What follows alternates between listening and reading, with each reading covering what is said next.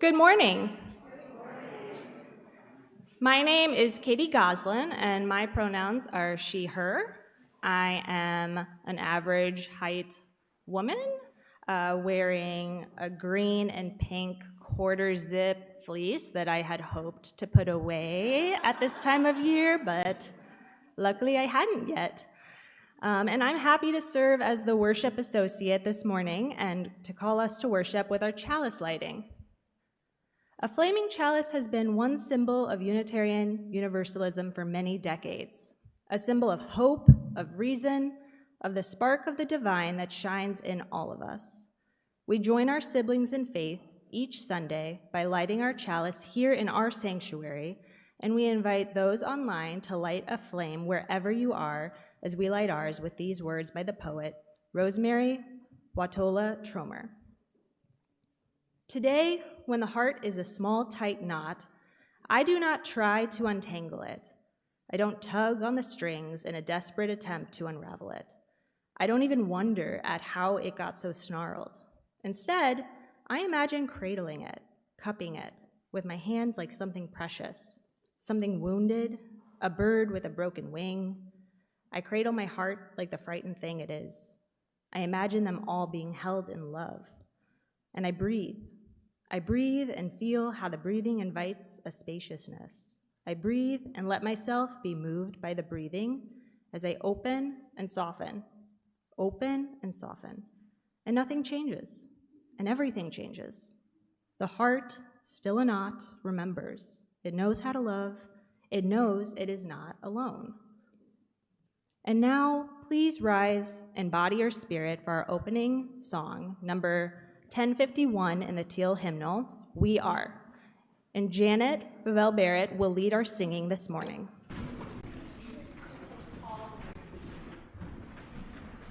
Good morning. We'll take all the repeats, by the way.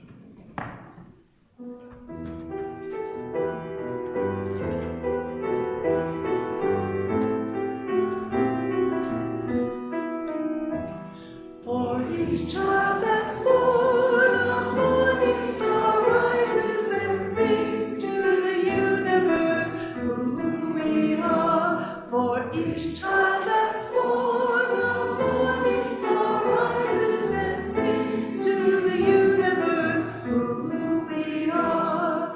We are our grandmother's prayers, and we are our grandfather's dreamings.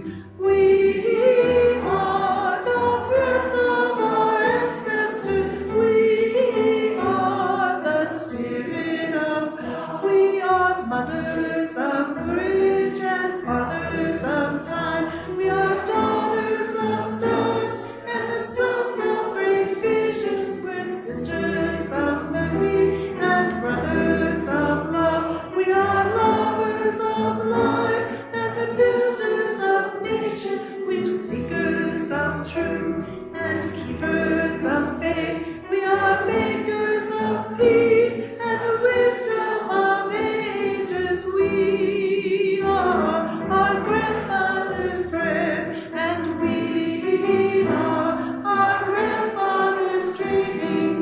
We are the breath of our ancestors. We are the spirit of God. We are mothers of courage, fathers of time. We are daughters of dusk and the sons of great visions. We're sisters of mercy and brothers of love. We are lovers of life and the builders of nations. We're seekers of truth and keepers of faith. We are makers of peace and the wisdom of ages. We are our grandmother's prayers, and we are our grandfather's dreamings. We are the breath of our ancestors. We are the spirit of God. For each child that's born, a morning star rises and sings to the universe who we are. For each child that's born, a morning star rises and sings to the universe who we are.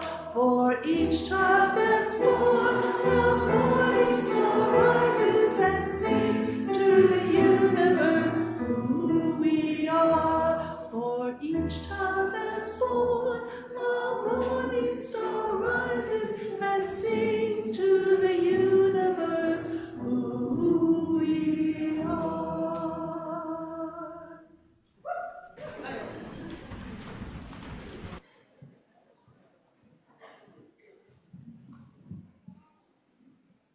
Good morning, everyone.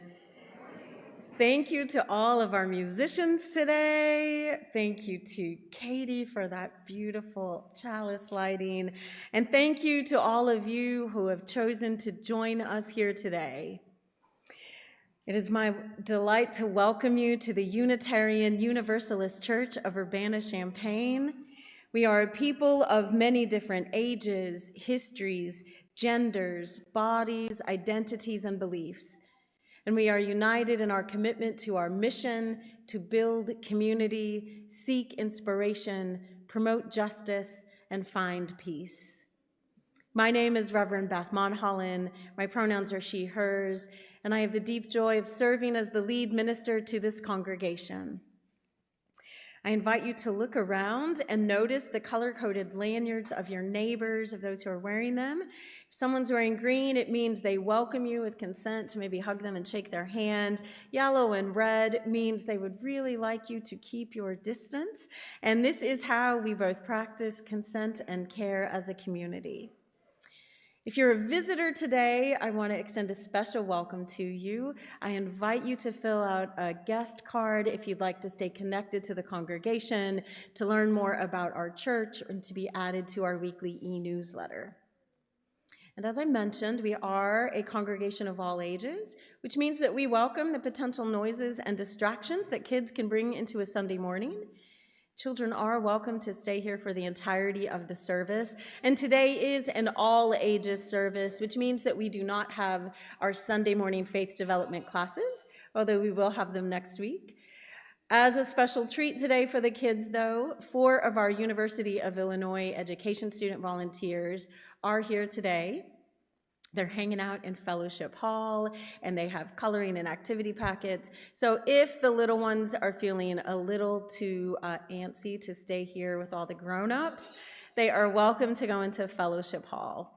And honestly, no matter your age, you are always welcome to attend to your body's needs, to stretch your legs, and join the live stream of the service that is in Fellowship Hall. And if you sometimes find it easier to keep your hands busy in order to focus and think, we do have coloring and activity packs, and I brought out a whole bunch of fidget things and sensory devices today, and those are not just for kids, but also for all the grown-ups who need a little something to help them through their morning. So those are on the table just outside our entryway, and again, at any point, you're welcome to help yourself to those. So with all of that said, everybody, I'm going to invite us to take a deep breath together. Find ourselves here. And now I invite you, since I have greeted you, to greet each other. I will ring our chime, and for everyone here in the room, you're invited to turn to a neighbor and say good morning. If you're feeling sprightly, move around the room. If you're joining us via our live stream, drop a hello in where you're coming from in the chat, and I'll ring the chime when it is time for us to gather back together.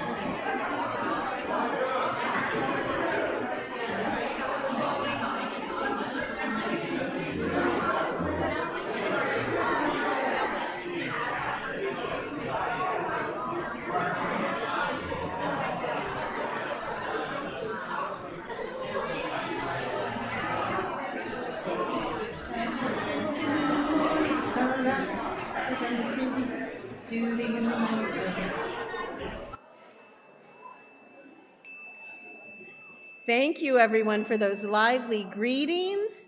You are invited to keep those conversations flowing after the service during our fellowship hour.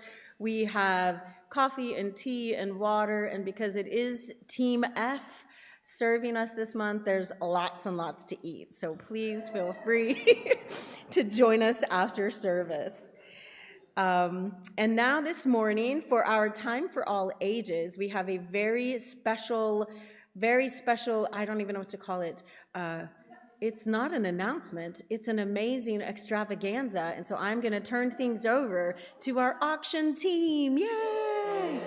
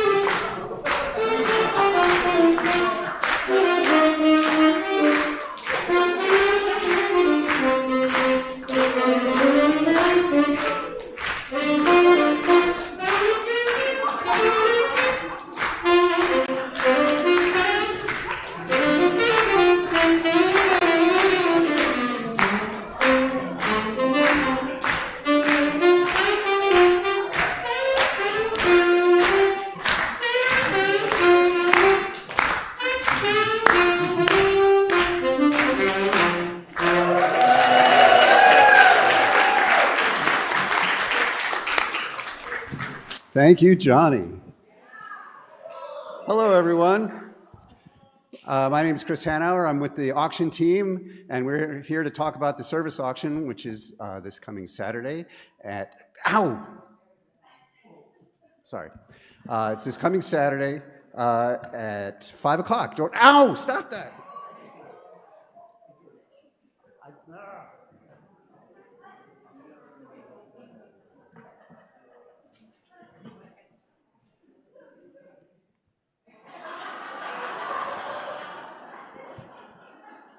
This is my friend Emerson.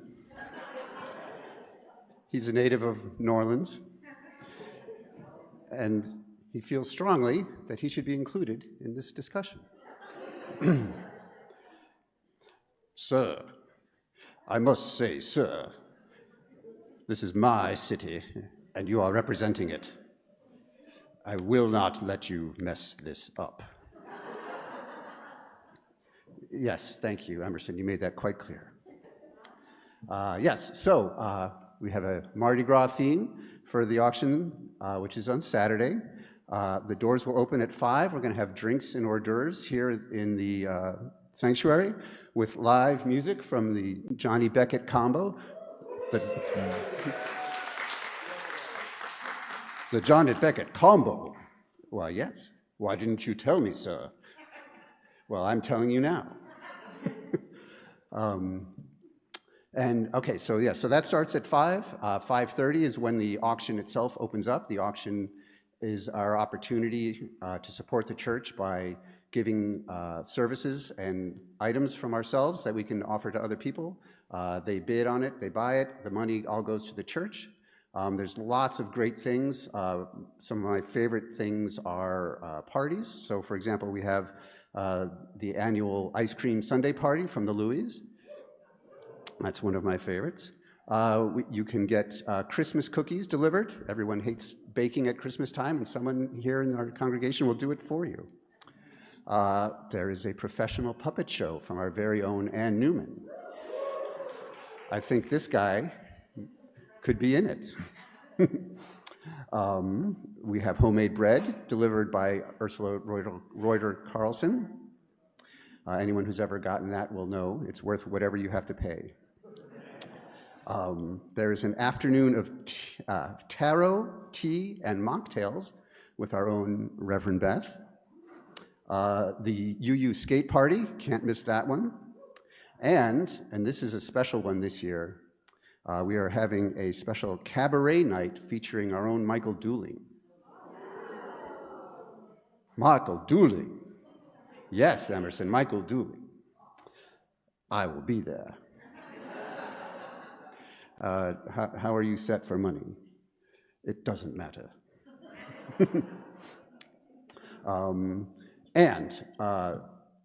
The best part is our meal provided by our own Chef Anthony, who every year, yes, takes the theme and grabs it and runs with it. And so we have yummy dishes like gumbo yaya, mufalita sandwich. Sir, yeah? Mufalita sandwich. What are you saying? Well, that's what it says. Mufaletta. Say it, sir. Mufaletta.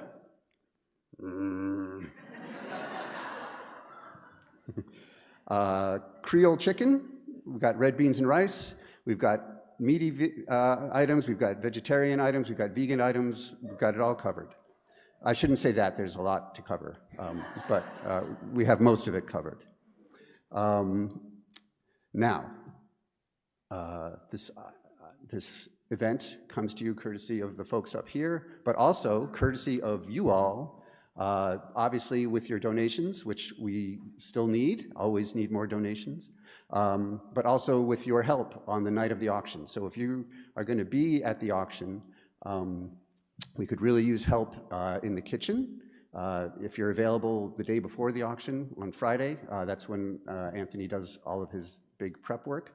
And I have done it before, and it's a lot of fun to work in a kitchen with a professional chef especially a patient professional chef like Anthony. So if you have time on Friday or at some point to help with the food prep, I encourage you to do that. We need desserts, always need desserts. The dessert portion of the evening is potluck, so please plan to bring a dessert. And of course, we always need help with cleaning up afterwards. So all of this information I'm giving you now and your ability to sign up for help or to bring things or to donate is all on the auction website, which is just the church website, uucuc.org/auction. We will be out in the fellowship hall after the service to sell you tickets, answer your questions, take your donations, and do all that. I believe Mr. Emerson will be there. I will, sir.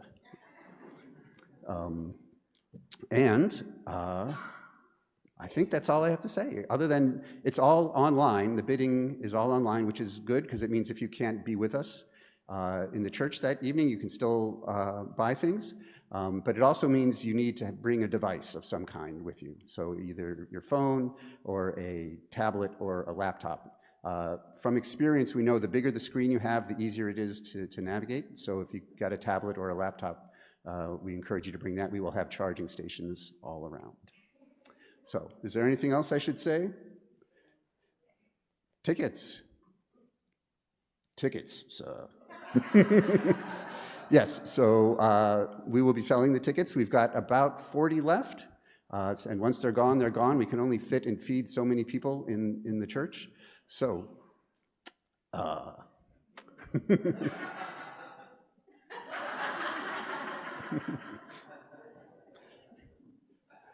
tickets are $15, ladies and gentlemen.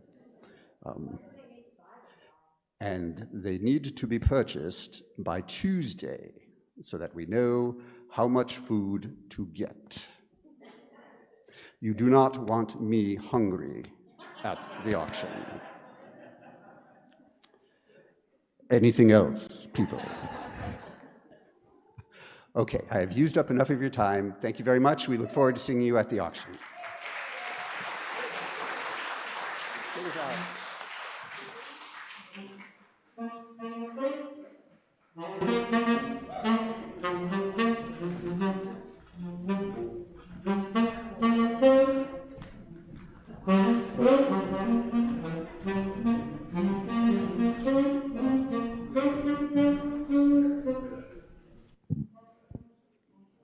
Thank you, auction team. Thank you, everybody who's helping behind the scenes. Thank you to everyone who's already donated items and events.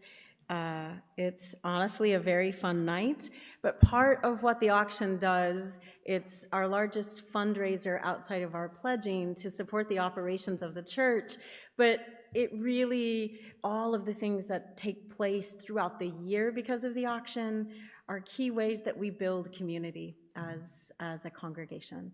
And so whether you're a longtime member, a new member, a friend who's not even sure if you want to be a member, we do invite you to attend, not just the auction, but to bid on the fun things that take place throughout the year. And my lovely young humans are modeling for us, goodbye young humans, how you can attend to your body's needs. And if you need to go to Fellowship Hall to keep your hands and body busy, you are welcome to do so. Again, no matter your age. Shifting gears a little bit though, I want to, for those who don't know, this month's theme, we do themes in our worship here, has been about embracing possibility. And I don't know about you, but possibilities can feel a little impossible, the state of the world. And thinking about possibilities, what we can make possible together, is part of our work as a community, to really counter the despair that the world so often heaps upon us. And for me, one of the primary ways that I have both found and embraced possibility since I was very, very small is through poetry. Someone asked me just this week how I, in my life as a poor kid in Eastern Kentucky, saw possibilities that weren't around me at all. saw possibilities for different ways to be in the world, different ways to live. When there was very few people modeling possibilities for me. And I said it was really through the written word, through stories and through poetry. And poetry has been my favorite art form since I first probably heard some passages from the King James Bible as a very small child. Since I first heard, I think that I shall never see a poem lovely as a tree. Only poems can be lovely as a tree because in the deserts of our lives, poems offer to us the possibility that rain can come. In the flooding, drowning times of our lives, poetry can offer to us respite and refuge and the promise that dry land is there somewhere. And so today, this service, Dwell in Possibility, is about embracing the possibility offered to us through poetry. And because I'm the minister, you get to hear some of my favorite poems today. But I invite you to also share your favorite poems, either ones that you've written or the ones that have been cornerstones for you in difficult and joyous times. Our membership and communication coordinator, Alyssa, put out a call at the beginning of the month. April, by the way, if you didn't know, is National Poetry Month. And Alyssa is hanging poems contributed by our congregants on one of the bulletin boards in Fellowship Hall. So think about the poems that bring you possibility that you might want to keep sharing. But in this moment, one of my favorite poets who talked so much of possibility was 19th century poet Emily Dickinson. And if you did not know this about Emily Dickinson, she wrote thousands of poems in her lifetime, all of which were gathered and published only after her death. Dickinson experimented with form and cadence, with language and images, leaving us a legacy that, despite having lived most of her life in just one place, one house, one room, explored and expanded the possibilities of what it means to be fully alive.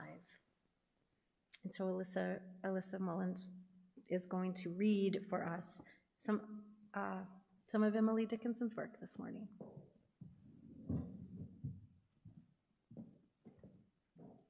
Thank you. Good morning. You can see this is how many poems that she wrote, this whole book. I dwell in possibility, a fairer house than prose, more numerous of windows, superior for doors, of chambers as the cedars, impregnable of eye, and for an everlasting roof the gambrels of the sky, of visitors the fairest, for occupation this, the spreading wide my narrow hands to gather paradise.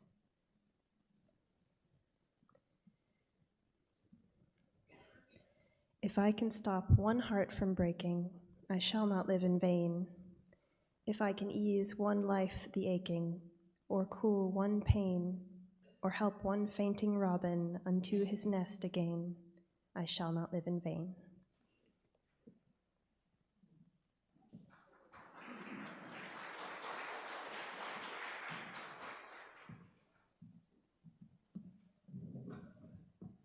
Thank you, Alyssa. That last poem has been set to music and is in our hymnal, and almost I was going to have us sing it today, and maybe we will. Maybe I'll call an audible later. You all don't know, do you? Possibilities abound. I'm looking at Juan.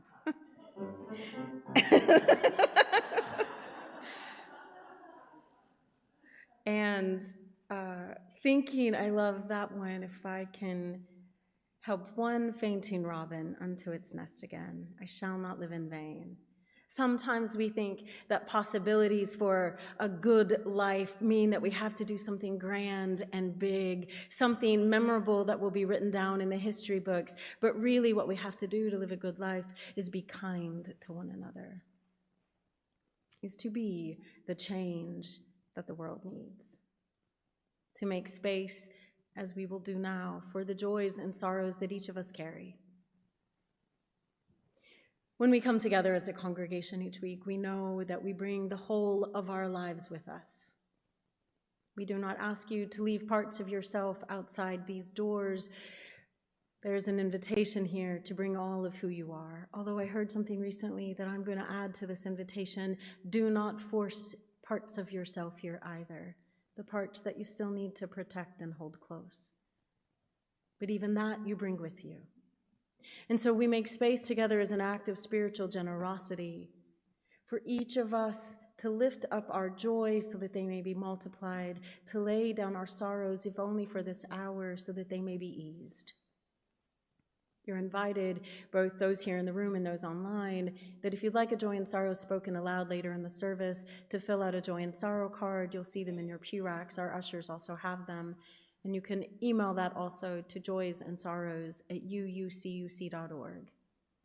But in this moment, we'll engage in an embodied ritual by singing a blessing song, May the Longtime Sun, and coming forward, if you feel called to do so, to light a candle here at the chalice table or in the center back for the joys and sorrows that you are carrying for yourself in the world today. In this way, we show love for one another, and we make the wholeness of who we are visible collectively together. I invite us now to sing.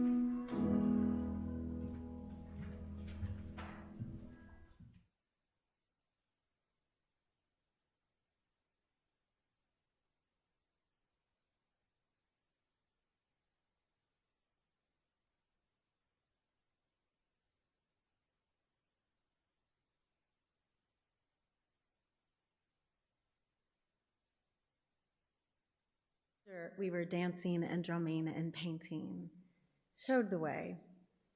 This morning, I have two poems that Aaron and Liz Munoz are going to share that address the difficult times, how hard this world right now is. One is by African-American poet Clint Smith, whose work, if you do not know, I invite you to immediately after service go out and find. And then by UU minister, Reverend Sean Neil Behrens, who is a trans queer minister who knows a thing or two about combating despair. I'll invite Liz up first, and then Aaron will follow.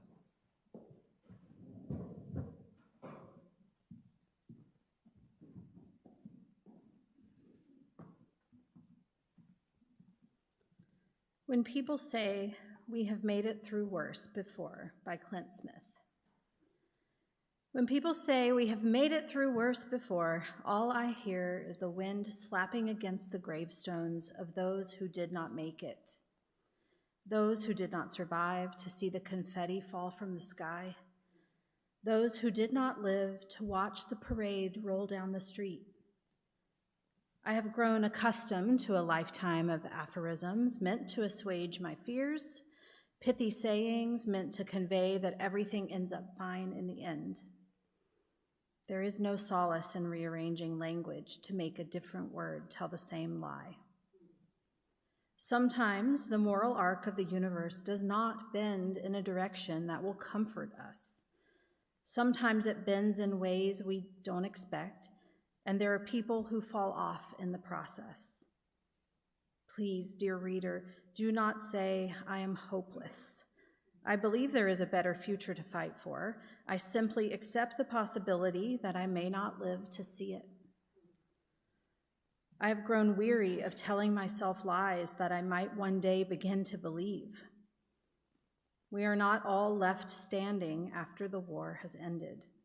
Some of us have become ghosts by the time the dust has settled.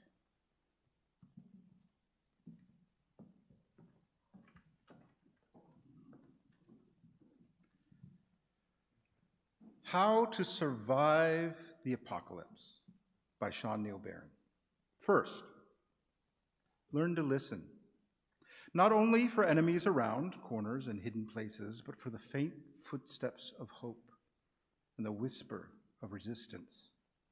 Hone your skills, aim your heart towards kindness, and stockpile second chances. Under the weight of destruction, we will need the strong shelter of forgiveness and the deeper wells that give the sweet water of welcome. We have a place for you. When the world ends, we must not add destruction to destruction, not accept a beggar's bargain to fight death with more death. In order to survive the apocalypse, any apocalypse at all, we have to give up the counterfeit currency of self-sufficiency, the mistaken addiction to competition, the lie that the last to die has somehow survived.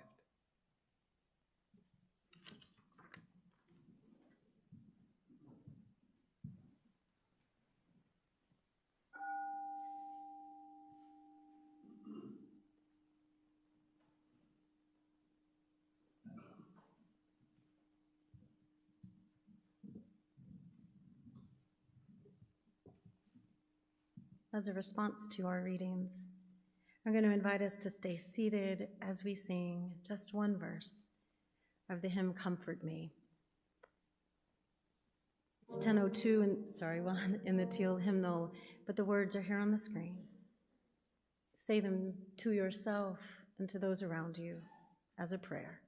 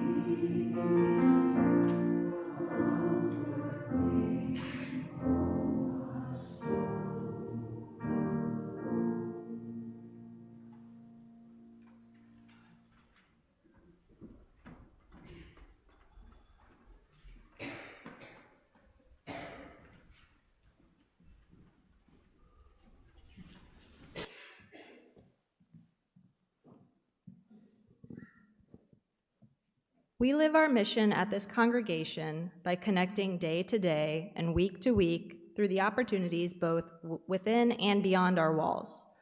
We invite you to subscribe to and read our weekly e-news to stay up to date on all of the activities offered through our faith development program and our congregational life and social action councils. This morning, I want to highlight a few things. Our Congregational Life Council is sponsoring a new group within our church, Older Singles Living Well. Activities will vary and aim to meet the needs of all participants to make friends, have fun, and build community. UU Magic is hosting a Beltane potluck on April 22nd at 6 p.m. here at church. All are welcome. Parents and families, we are hosting our next Parents' Night Out on Saturday, May 2nd from 3 to 6 p.m. Register now in Realm. Read more details about these and other events in our e-news and check out the full calendar of events in Realm.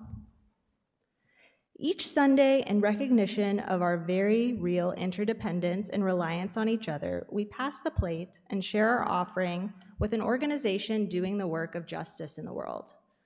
Our shared offering partner for April is the Birth Equity Fund of UC Reproductive Justice, a local grassroots organization that works to ensure birthing people who identify as Black, Indigenous, or a person of color have access to safe, respectful, and supportive births.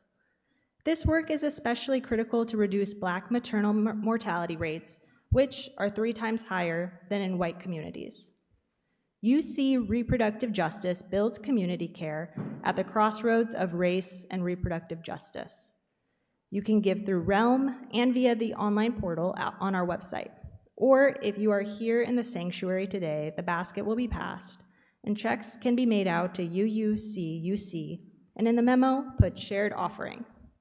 Half of all non-pledged donations will go towards sustaining the work of this church, and the other half will go directly to our shared offering partner. When the music begins, the offering will be gratefully accepted. We invite you to give whatever is generous for you. This is also the time to submit a written joy or sorrow.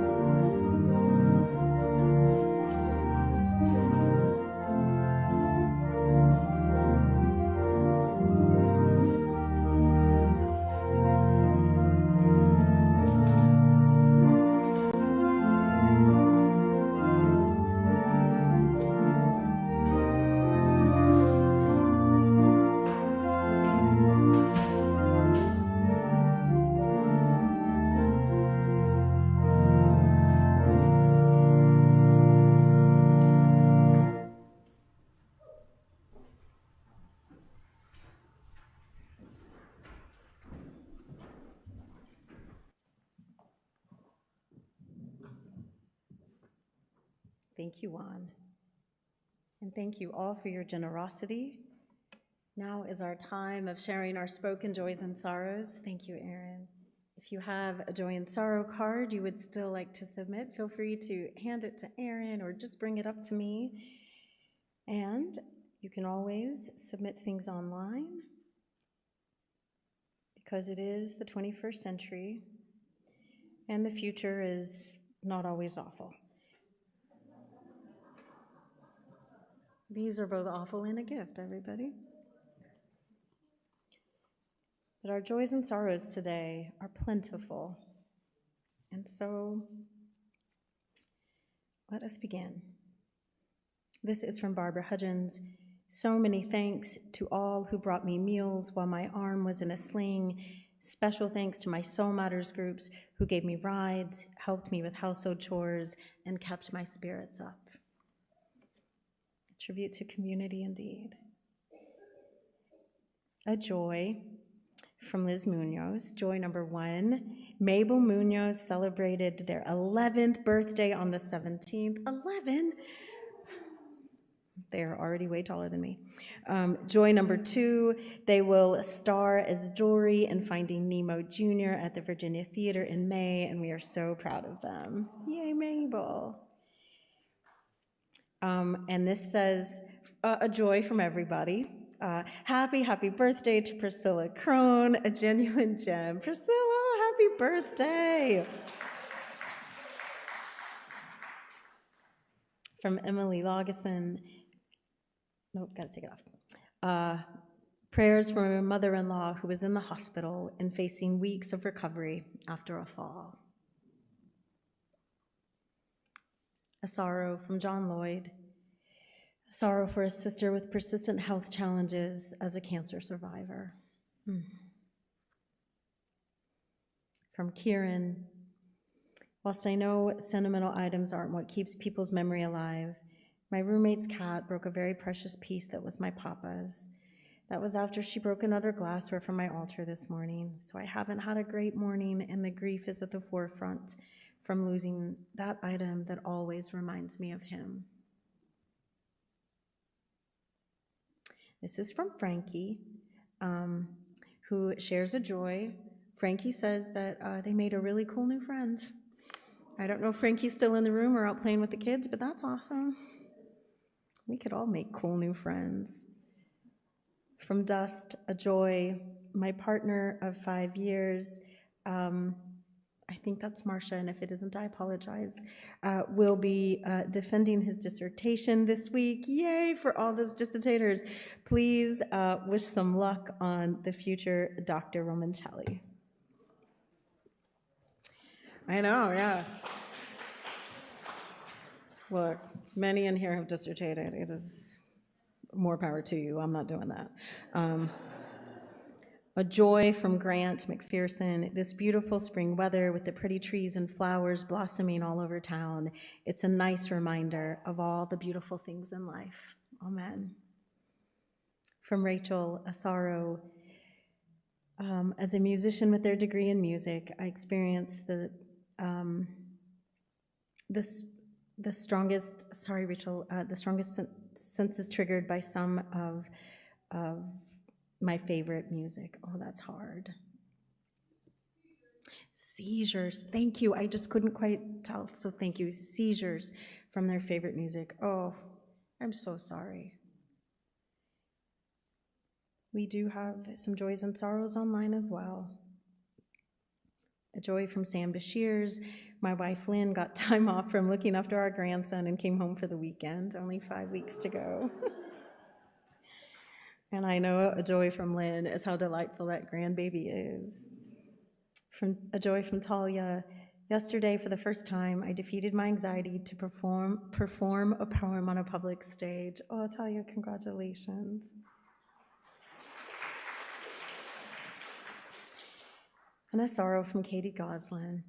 Please keep my family in your thoughts and prayers as my father's cousin unexpectedly passed away. He was only 60, and we are heartbroken. And a joy from Pat McClard. Gratitude to everyone who attended the budget session on Friday to help us determine how we will spend the generous pledges the congregations made for next year.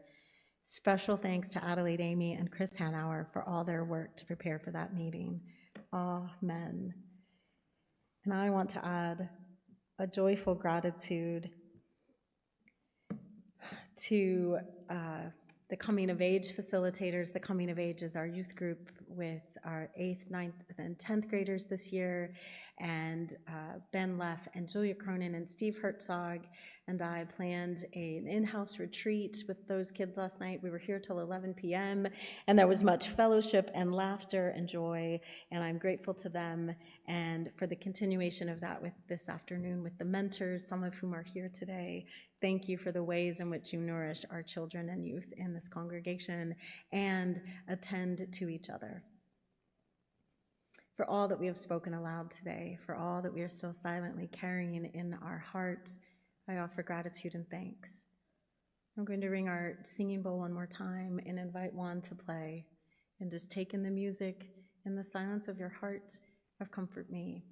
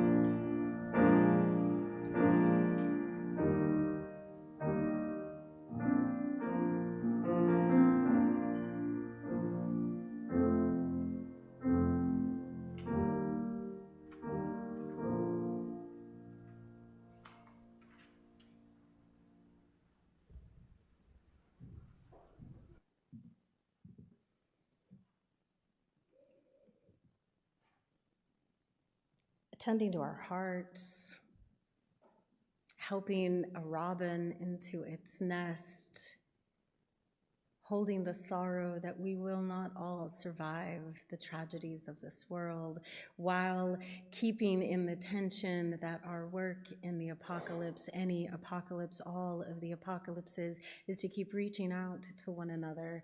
That, I think, is part of why church exists at all.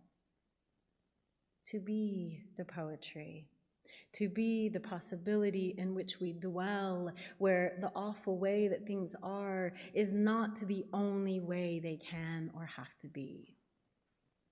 When we gather, when we make space for our wholeness, when we sing together, when we are silent together, when we give of our time and energy together, what we are doing is dwelling in the possibility that this is how it can be for everyone in all time.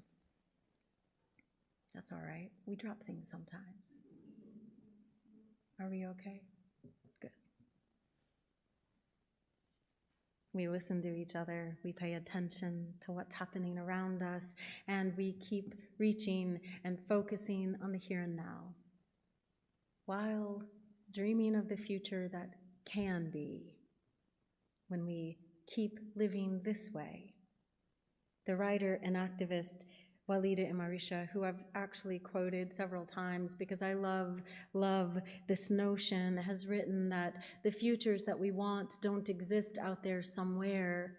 They exist here now whenever we behave in the ways in which we want that future to be. We pull liberated futures into the now with each act of countercultural behavior, with each act of love, with each act of resistance and transformation.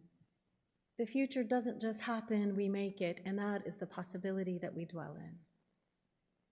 And so I offer us another poem today by contemporary poet Aurora Levins Morales. This is excerpted from a longer poem, although it's so beautiful, it's still pretty long. But this is what Aurora Levins says, echoing Walida and Marisha about the future we imagine and make real. Say these words when you lie down and when you rise up, when you go out and when you return. In times of mourning and in times of joy, inscribe them on your doorposts, embroider them on your garments, tattoo them on your shoulders, teach them to your children, your neighbors, your enemies. Recite them in your sleep, here in the cruel shadow of empire. Another world is possible. Imagine winning. This is your sacred task. This is your power. Imagine every detail of winning, the exact smell of the summer street in which no one has been shot, the muscles you have never unclenched from worry, gone soft as newborn skin, the sparkling taste of food when we know that no one on earth is hungry, that the beggars are fed, that the old man under the bridge and the woman wrapping herself in thin sheets in the back seat of a car and the children who suck on stones nest under a flock of roofs that keep multiplying their shelter. When you inhale and when you exhale, breathe the possibility of another world into the 37.2 trillion cells of your body until it shines with hope. Then imagine more. That the crimes of our age, the grotesque inhumanities of greed, the sheer and astounding shamelessness of it, the vast fortunes made by stealing lives, the horrible normalcy it came to have, is unimaginable to our heirs, the generations of the free. Don't let despair sink its sharp teeth into the throat with which you sing. Escalate your dreams, make them burn so fiercely that you can follow them down any dark alleyway of history and not lose your way. Make them burn clear as a starry drinking gourd over the grim fog of exhaustion and keep walking. Hold hands, share water, keep imagining, so that we and the children of our children's children may live. Aurora Levins Morales challenges us to dream, to imagine it so clearly we can smell the streets, we can feel in our bodies the world that can be, and to do it now. Not to wait for some future, but here and now to live that way. The world, and by the world, I mean those in power, those greedy, grotesque powers that she names, will keep trying to gun us all down in the streets. Keep trying to bomb in the name of freedom and liberty, and we know it for the lie it is, and so we come together in the possibility, we dwell in the possibility that poetry tells us truths that we know in our bodies. There is more than this, and another world is not only possible, it is real here and now among us. That is our work together as people of faith, our work together as Unitarian Universalists. We live the world we know is possible. We dwell in it. And even when we go out beyond these walls, beyond our homes, beyond the community we have here, and we are faced with the realities that so many of us must live in, of the grotesqueness and the inhumanity we heap upon each other, we carry in us and with each other and how we interact with others, that is not the only way to be. And so we show it to others. We shy away from evangelism as Unitarian Universalists. We shy away from spreading our good news, which is what a gospel is, the good news that the other world is possible and that we here in this church are dwelling in the possibility of it. Make it real, dear ones. each time we come together. Make that world real each time you encounter someone. You can be despairing, you can be angry, your anger is righteous. I was going to share some poems about anger, maybe next time. So let me be clear, I'm not telling you not to be angry or sad, not to be fearful or hurting. I'm saying be those things while you also dwell in the possibility that we are more together. Because we are. We are. I see it and feel it and live it with you every day. And so may this be your reminder to live it as well, to feel it in your bodies, to know it in your heart, and to let it shine from your spirit. May that be so. And I invite us to sing with joy. Hymn number 163 in our gray hymnal, For the Earth Forever Turning. I'll invite Janet back up to lead us in singing.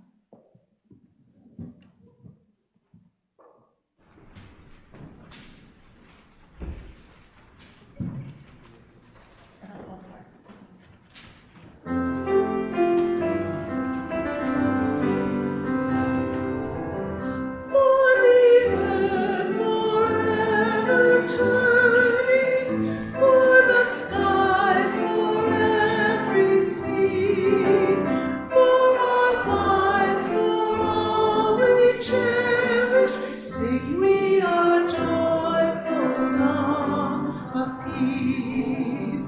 For the mountains, hills, and pastures in their silent majesty. For the stars, for all the heavens, sing we our joyful song of peace. For the sun, for rain and thunder, for the seasons' harmony, for our lives, for all creation, sing we our joyful praise to Thee.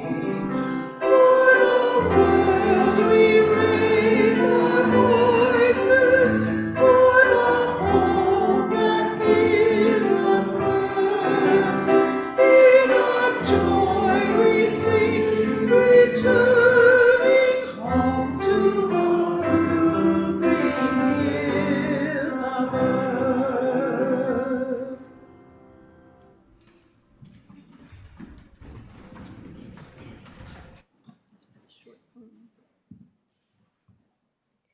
I want to close today with one more poem, this by James Pearson, and I offer it to us, there we go, as a prayer. How can I love this spring when it's pulling me through my life faster than any time before it? When 5 separate dooms are promised this decade, and here I am, just trying to watch a bumblebee cling to its first purple flower. I cannot save this world, but look at how it's trying once again to save me. May you let the beauty and promise, the possibilities of this world save you. And let us close now with our chalice extinguishing words from Reverend Elizabeth Sully Jones. They'll be on the screen. We extinguish this flame, but not the light of truth, the warmth of community, or the fire of commitment. These we carry in our hearts until we are together again.